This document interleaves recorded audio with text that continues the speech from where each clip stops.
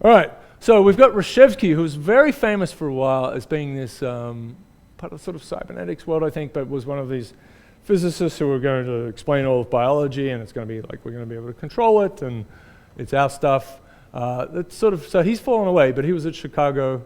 But here's this thing, and I've struggled to find this again, but it's a paper that just sort of basically says, but this is using networks.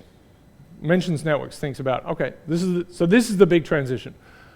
This is a bit of a lost paper, but the idea was, Reshevsky had to say, you've got a heart, you've got this, let's just make it a hierarchical thing, it's got to supply energy, so what does that mean for our organism? I've got to find that paper. It's very lost. And that's all I've got for a citation there. So, now we come to something, and this is a beautiful, beautiful idea. This remains a beautiful idea. It's wrong. The paper is a disaster, but it's got 3,500 citations. It's quite famous. But it is wrong. But the basic story is clearly right? Which is that we have networks inside us. Most things, so insects don't, well, they sort of do, but it's not being pumped through like us. They're just sort of, it's more of a diffusion story from what I understand. They have some channels. There are some networky structures even within cells, a little bit, but there's a lot of diffusion there. But, certainly for mammals, birds, fish, networks, right? Blood networks. What else should I put in there? Yeah, platypuses. Okay.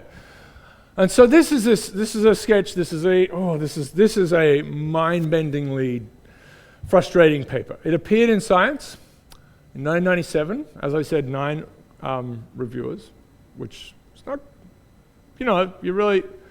that suggests Science wanted to publish it, because this is what you do, right? And we've talked about this with contagion spreading.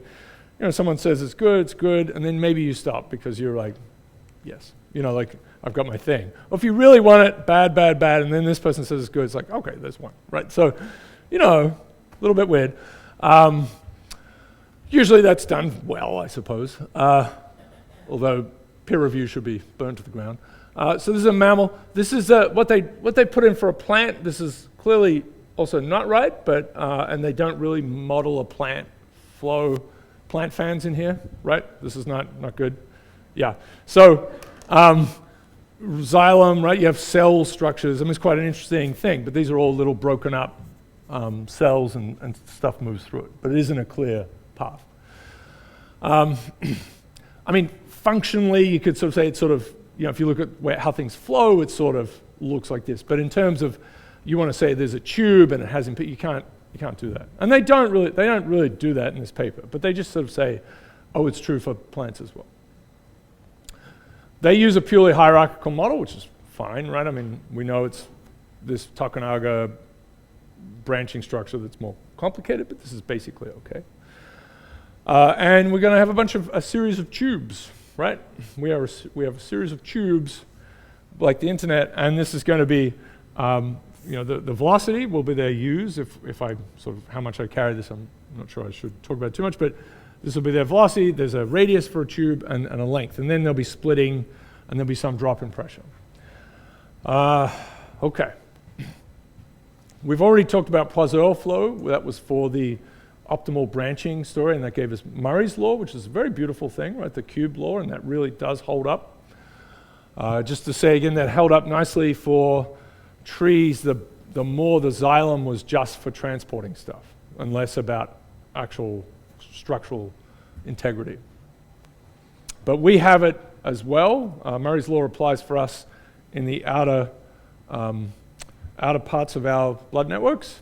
And the connection there is that, or sort of the good story there for us is that also means things slow down. Because blood has to, it's going quite fast here, and it has to actually sort of slow down as it goes through the capillaries to exchange the goodies and get the bad things back. Not a biologist. But I believe they are exactly the terms they use. Okay, so, all right. But here's a big point, right? They say, what does it mean? We've got these things, these organisms running around, they've got these networks, they have a central source of energy, they have to get the stuff out. if we think about the networks, what will that say? How will that constrain their energy usage? And again, this is about their basal metabolic rate. So you kind of have to think about it. It's not as fast as they can go. And of course, we have that's sorted out by having like locally stored energy that we can explode with, right? That we burn up within less than 10 seconds for humans. Right, it's crazy how much we talked about this in scaling, right? I mean, it's the 400 to the 800 in running is just a huge change, massive change. You go from monsters with giant quads and things to people who are long distance runners, basically, at 800. Yeah. And there's a little bit of strategy. You can kind of lurk around at the back. But 400, you're just like, because you're just burning off everything you have. And you can't really do that at the next thing. Anyway, this is about resting. This is a resting energy. This is just stuff like you're just sitting there, you're just running it. Yeah. Okay, so profound idea. And this is what they assumed. Hierarchical network, which is fair, fine, right? There's been some efforts after that to fix it up. So some important pieces. So the capillaries are invariant across organism size. So if they're going to really, in this paper, if you go to it, they're going to frame it around mammals. And so the capillaries in an elephant are the same as those in a mouse is going to be the idea. There's some papers that sort of look at that too, as to how true that is and so on. But it seems to be roughly true. I mean, we've got this evolution's working away, busily making weird, strange organisms, but it's constrained by what's come before. So it does seem that, maybe, so I wonder what this is now, but a cell from an animal of different sizes, it's a mammalian cell. It's not immediately obvious that it's from a bigger or smaller thing, but I think the mitochondria might give it away. So then there's this beautiful idea that you would make networks. It's fair enough that, and evolution doesn't always produce optimal things everywhere, but it produces a lot of pretty good things, right? Platypus is a weird one. But did you want that impedance to be minimized, right? So that sort of sets us, if we can, now there's potential to construct a model where we could, roll out some minimization technique and try and find some constraints on what sorts of networks work. So the upshot was that they got the basal metabolism scales mass to the 3/4. Networks of fractal. So this was an interesting result, right? Fractals have been talked about for a long time. We have Mandelbrot, Benoit B. Mandelbrot, and the joke is B stands for Benoit B. Mandelbrot. But so he made up, he comes up with this term. As we sort of looked at here, Horton was the first one to apparently come up with a quantification of scaling like this for recursive structures. And mathematicians kind of love them, but there haven't been many generative mechanisms. Obviously, nature makes these things over and over, but there haven't been a lot of truly generative mechanisms. There are fun little math ones to make a Mandelbrot set and so on. But that was in itself a kind of a cool result. Quarter powers are everywhere, so I am going to open up the West. This is such a wow. And look, I got along well with Wes. We worked together a little bit on trying to transfer some of this. So, you know what? I'm going to see if I have. Interesting. This will be scanned versions where I've annotated it. Yeah. This took a lot of messing around trying to figure out what was going on with this. I think that's a second effort to write on it. Is it? Yeah, that's another one. Yeah. God damn it. Wow. Okay, well, let's look at the messy one. That's fun. I don't know what I'm doing over there. Okay, all right, so Darcy Thompson reference. Okay, so West, Brown, and Enquist. So Brown and Enquist are ecologists. They start off, they say, blah, blah, blah. Model assumes energy dissipation. That's the big deal. Terminal tubes do not vary. And, big statement. General model for the origin of allometric scaling laws, right? At this point, is an absolute mystery, right? 977 we have, maybe there's a fourth dimension, and everyone's like, and no one has a story. Here's the model I just showed you, and I think this will be useful to look at. So they don't derive this, but there's sort of all these scaling relations that one could talk about. So this is useful. I mean, the predictions, of course, will all make sense. But they claim to get all of these things, right? So there's aorta radius. They're going to say that's a 3/8 power of mass.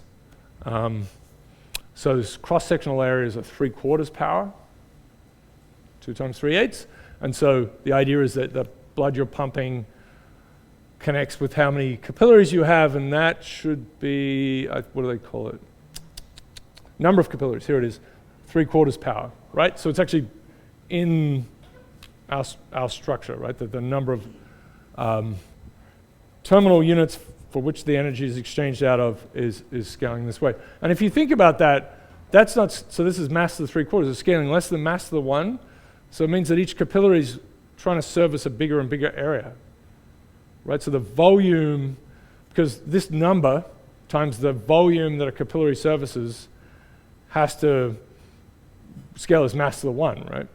So if this is only scaling as mass to the 3/4, then the service volume is scaling as mass to the 1/4, and so as you go up through organisms, you get to an elephant, this capillary here is serving more and more tissue.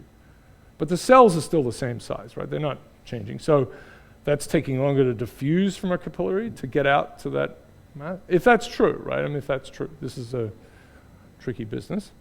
But there are some very smaller pieces. I think there's a lung one. So lung volume scales as mass to the 1. But then there's some very, like this one, area of lung is scaling as mass to the 11/12. So it's all based on quarters. But this is the thing, like we do, right? This is an area, right? This is an area which dimensional analysis would give you a 2/3 scaling, right? That's as a function of volume or mass. This is getting pretty close to, and we know that. I mean, we know that lung volume is lung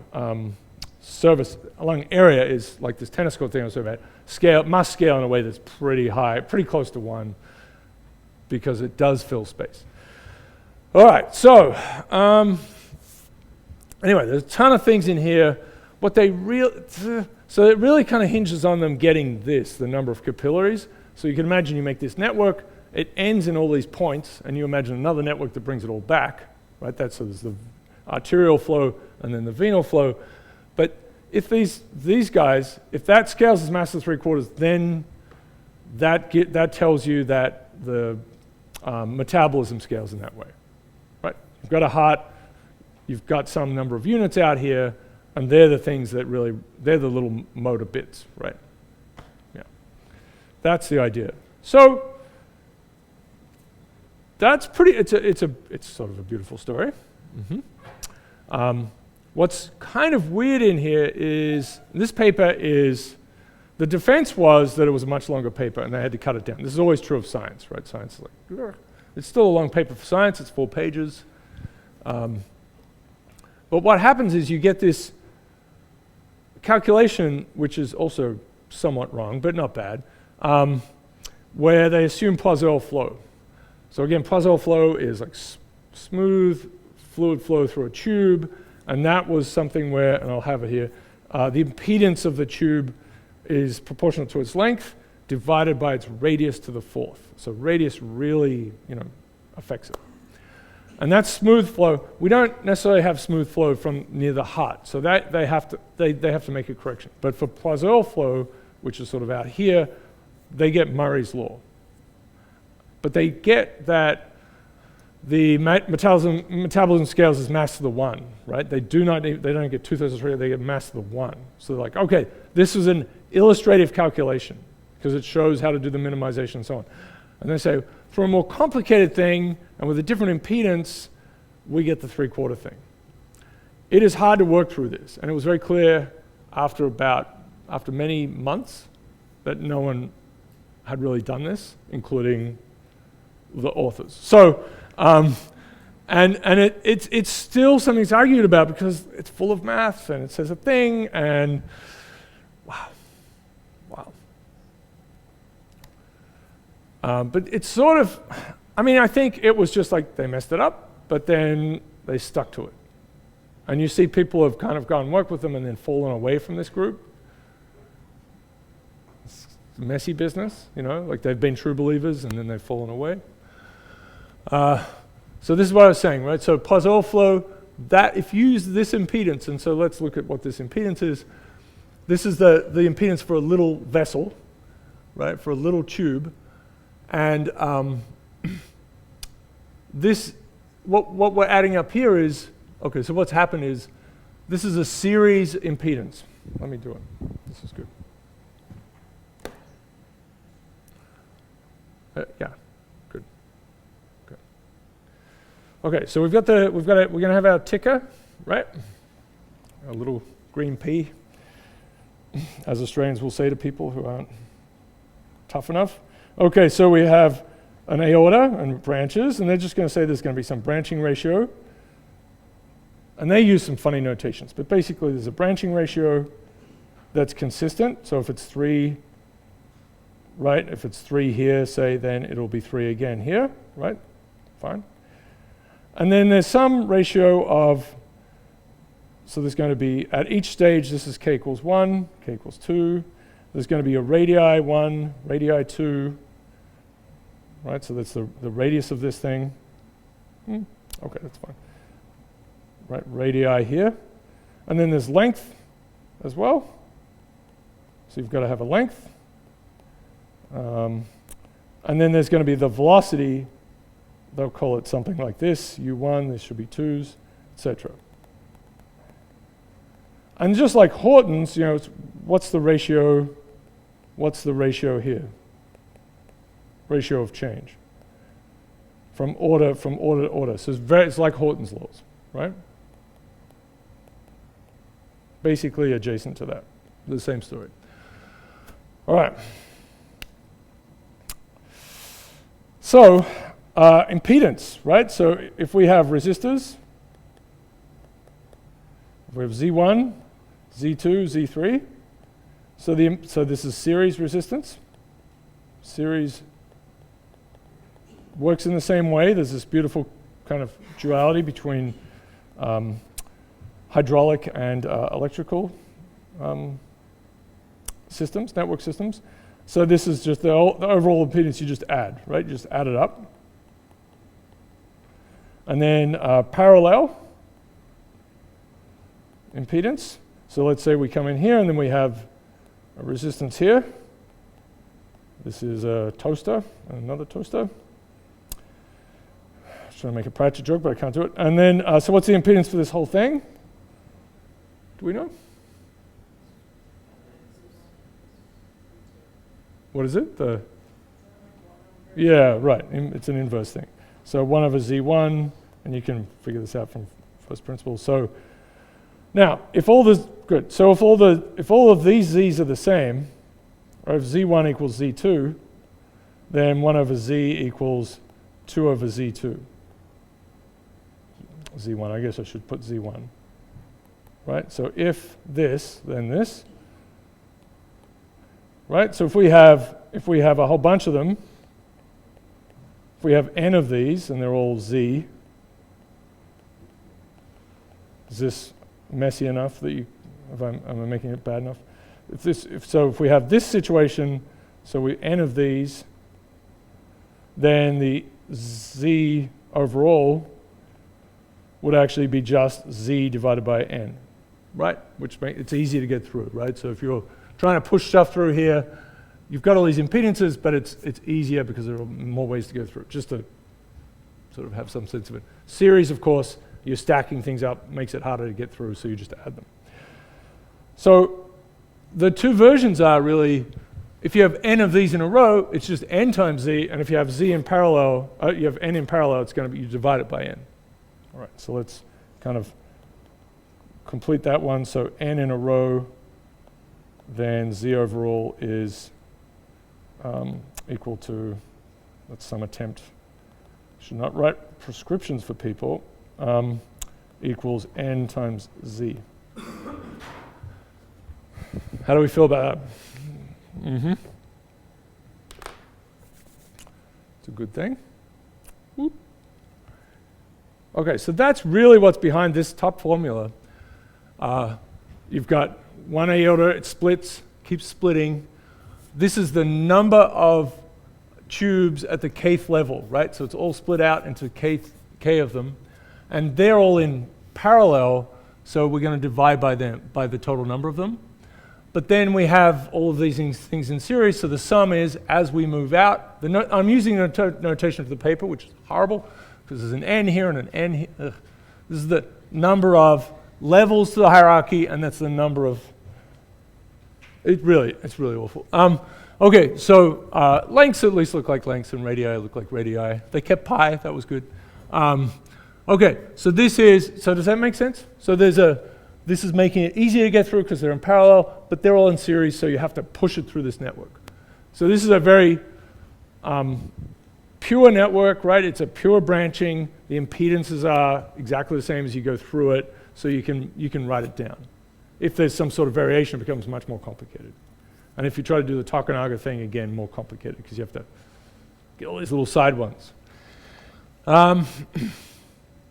Okay, so the upshot is, and I'm not going to put the calculation right in front of you, basically, and I just have it here, the Poisson flow, if you assume that the whole network has a smooth flow, you get, based on metabolism, as I said, scales as mass to the 1. It's a Lagrange multiplier situation, and maybe we should include it. You know, you've done Lagrange multipliers in fun ways. You know what? Yes.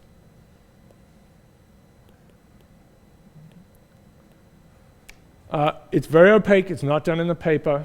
There's no supplementary material, so you just have to, it's like they set it up and you have to go and figure it out. This is going to be the function we're minimizing, and then we're going to have things like the sum of all of the tubes is proportional to the volume of the organism, for example. Like maybe you want that, right? So that's the blood. Like the total blood in the thing is proportional to the organism. That turns out to be, so it's a reasonable assumption, right?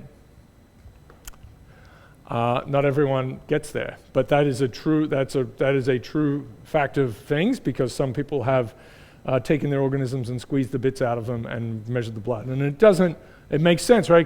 You can't have allometric scaling for blood volume because, as I think I said, right, at some point you're going to have an organism which is all blood, which is not so great. Okay.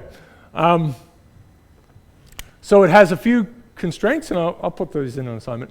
There's going to be that. There's going to be some constraints about, there's some weird ones, like the length cubed. I think they want that one to be constrained in a certain way, and that's supposed to be space fillingness. Ugh. But if you put those things in, you differentiate it, everything kind of works nicely. You actually get a consistent answer, but you get this. So this is right? This is actually what's presented in the paper. You get this result, and it's like, well, in fact, there's a logarithmic correction, but fine. Mass to the 1. So then the paper turns in the second half and says, well, actually, these networks are weird, right? They're a little stretchy. So we have to wheel out some more advanced fluid mechanics. I mean, this is a very super cool thing for impedance. There's work by Womersley, I think it's in the 60s, that basically came up with this impedance for an elastic tube, right? So we've got tubes with pulsatile flow pumping through these things, so they're going to go whoop, whoop, whoop, right? Yeah. I think that's a reasonable, yeah. Again, biology. But you've got a tube that's going to swell, right? So stuff's going to go through it, and then it's going to have a weird impedance. No longer does length length isn't in this impedance. This is a very strange impedance, right? So this tube could be 10 times as long, and the impedance that you see trying to force the stuff into it doesn't change. If you increase the radii of it, then the impedance goes down, right? But not as fast as it did for, right? This is 2.54, so not as fast. And now the wall thickness matters. That's what this is. This is the thickness of the tube's wall, right? So if that's thicker, then it's going to be a stiffer thing, I suppose, is sort of what's really being encoded there. So if it gets thicker, it's going to not be as easy to push through. Anyway, it's there. Their strange scalings are 1/2 and 5/2. Okay, so same idea. We're going to put our constraints out here and minimize it, Lagrange multipliers. So what happens is you do not get a consistent set. Mathematically, it doesn't work. It just doesn't work. Right? That's a terrible thing. We're going to do it. But the thing is, you do not get a consistent set of results. You get some things about the radii and the lengths maybe and so on. They have some other things, and now you have to think about what happens to these, how these scale as you go from the aorta down to the smaller things, the widths, the tube wall diameters, not diameters. The thickness of the walls, that's what I'm trying to say. So you have to think about those things scaling, so it's a new kind of Horton law for that one. So let me summarize by saying it just explodes into flames. It goes thump.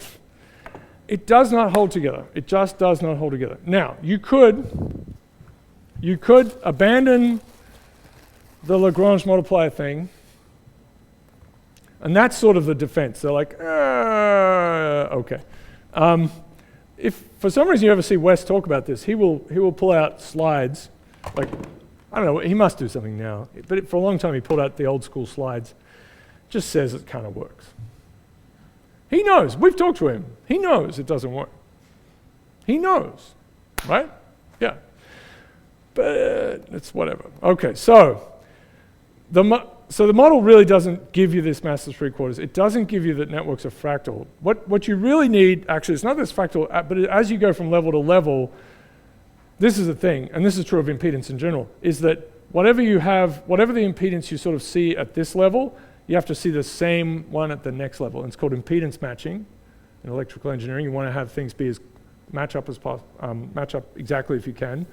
It has that, so you could have a big branching ratio and then a smaller one and then a bigger one, as long as the radii and the lengths change such that basically collectively the impedance of all those tubes put together looks the same, right? So it's like having a whole bunch of like tiny straws that I don't know why I'm saying that, but tiny straws you're trying to drink out of, and then one big straw. It's fine as long as the lengths change in such a way that it feels the same, and you're wondering why you're drinking with straws.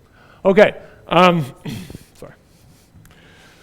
But you have one big straw and then lots of little straws, and then, right? And it doesn't really matter. The branching ratio doesn't have to change. It have to be the same as you go all the way through. It's just that the branching ratio and the change in the radii and the change in the lengths have to collectively combine so that it makes it look like it's just one big tube. Whatever the impedance of that first tube is, the aorta. They definitely get the Murray's law for the outside, which is nice, but we've already done that.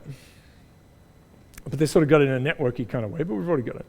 And that's what I'm trying to say here. This impedance is distributed evenly. Yeah, that is really delicious.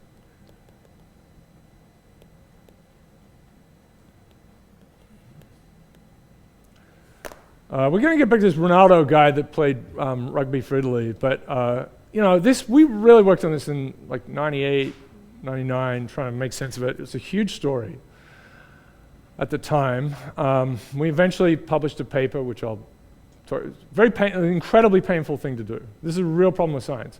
I mean, we like West, right? But we had to write a paper that we called it re-examining the 3/4 law of biology. We put in quotes, I guess, 3/4 law, sort of like that. But we went through all the data, and then we went through the theories and showed nothing worked, and also the data more strongly showed you that it was really 2/3. But it's really painful to do that, actually, and this is an unfortunate thing with science, because you sort of say, it's kind of wrong. It was beautiful, but it was wrong. Sort of weirdly, no one else in the world was sort of thinking about this. I mean, I was running around with the branching network stuff. I mean, people loved it. It's a big story, but no one was really thinking about it. I ended up being the person who was quoted as saying something a bit different, like in Nature and Science when it was talked about. I kind of had little quotes in there saying, something like it's a beautiful theory, but it's wrong. Some random graduate student. It was a bit of a weird situation. So Not ideal. Anyway, so that's so we can still do things. We can say, okay, it's distributed evenly. We can assume the networks are fractal, and then you can get to this. And I'll sort of have to finish a little bit, but here's the idea. You possibly could get to this, which is this. These are sort of, and I'm using notation that I've tried to implant on top. So these are Horton-like ratios for the numbers of vessels and their lengths and their radii as you go down. And this is, okay, this is because, so with the Horton stream ordering stuff, we started with the small ones and went back up. So here we're starting at the heart and going down. So they can be framed in this way, right? So the number of vessels increases as we go away from the aorta. This is going to be up the other way, unfortunately. This is wrong, and this is wrong. So these are going to be smaller than 1 and smaller than 1, because they're getting smaller. So it's the opposite to the Horton stream ordering thing. That's terrible.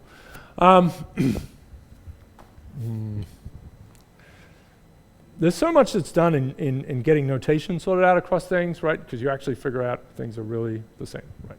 Yeah. RN, RL. I'll see if I want to fix that up. Okay, so if you go through all that, there's this is this big thing. So we're going to figure out, here's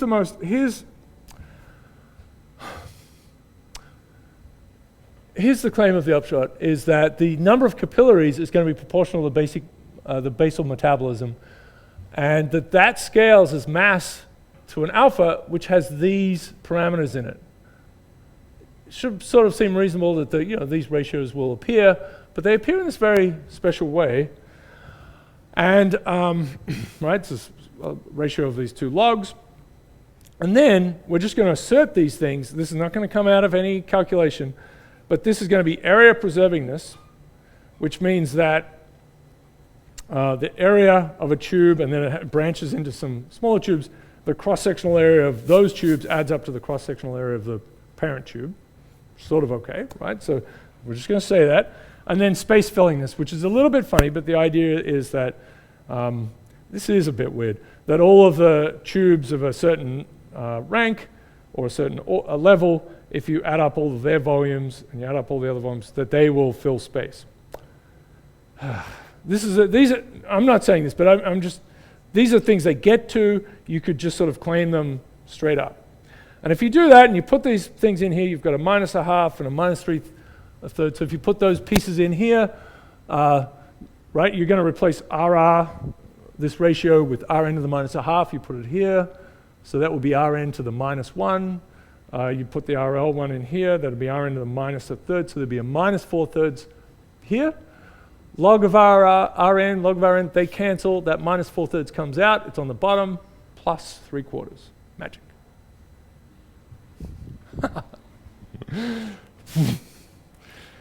Yes, so that is quite, it feels fantastic. And I've showed this is probably not a bad place to stop. Okay, good. I've showed this slide before, but I couldn't explain quite what was up here. They don't have a prediction for what those ratios should be, but rather just combinations of them, right? That's fine. So we can't really say what the theory would want here.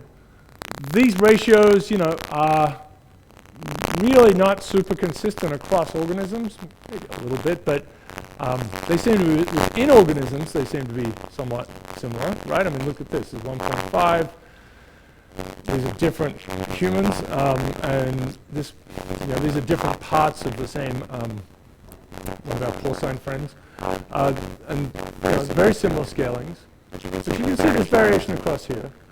And if you construct these different kinds of combinations, and this alpha, which is made out of all three of them, this is what they predict, and you get quite a range, right? So the pig, if we use their theory, and actually looked at data which it's not do.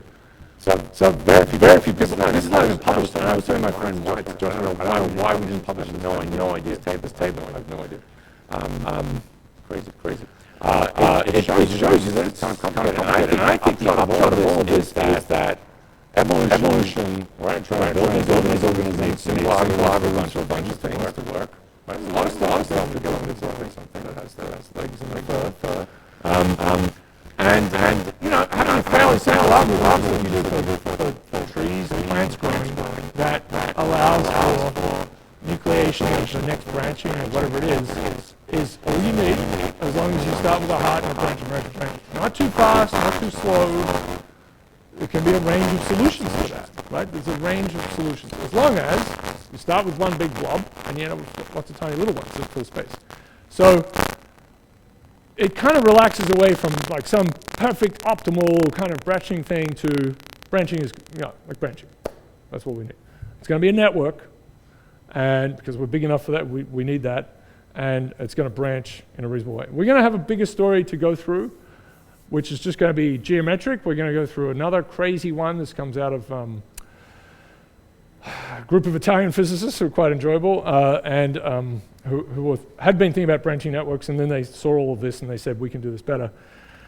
And then they messed it up in a different way. So it'll be fun. But I think this is a beautiful concept, right? And maybe it sort of seems obvious, I suppose, but no, it took a long time for people to realize that there was a network story here, right? And it's definitely there, but this is a huge mess.